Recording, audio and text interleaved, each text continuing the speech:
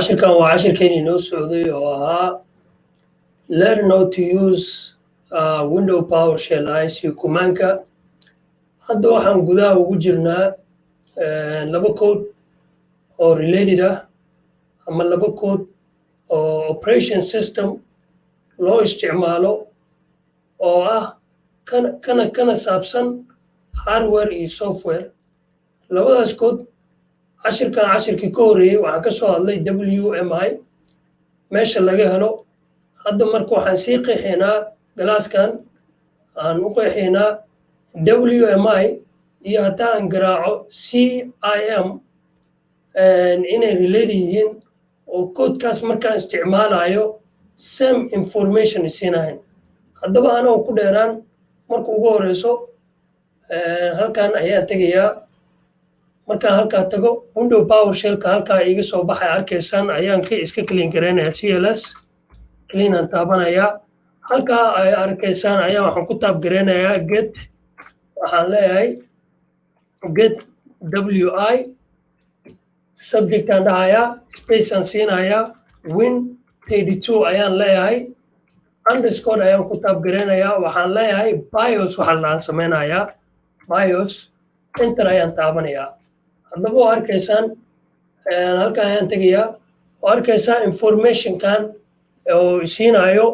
marka aan garaaco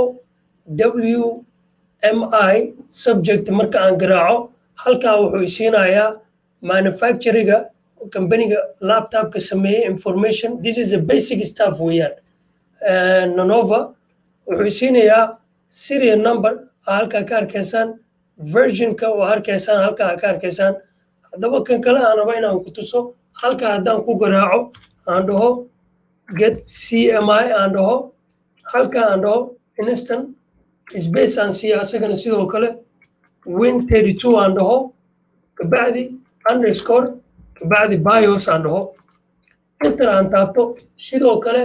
waa arkaysaa wuxuu siinayaa manufacturing-ga waa arkaysaa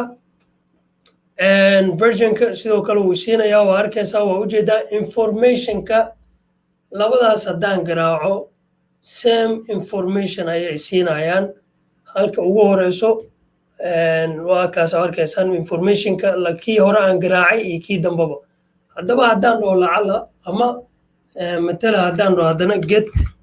aan dhaho slash WMI aan dhaho halkaa aan ku garaaco subject aan dhaho space aan siiyo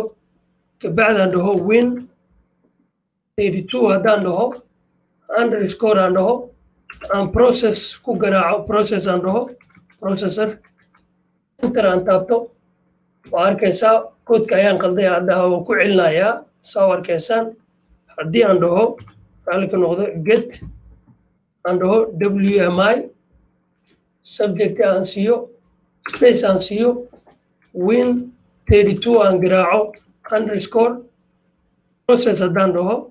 process enter aan taabto arkaysaa haddaba asagana sidoo kale information-ka wuxuu ku siinayaa second-ka ama CPU-ga information-ka ku jiro halkaa arkaysaan intel waxaa ugu jiro aan ka soo hadlay aan rabin cashiradeedii hore wax la yiraahdo bit marka bit 64 ay ugu jiro haddaba cashirkan waa cashir gaaban weeyaan hal video kuma soo qeexi karno cashirkan wuu soconayaa waa laba code ayaan compare ku sameynayna labadaas code oo loo isticmaalo hardware iyo software bo haddaba haddaa cashirkan ku cusub tahay ama ajanankan ku cusub tahay like ta noo taabo share garee comment ka bixi comment-kaadu waa noo muhiim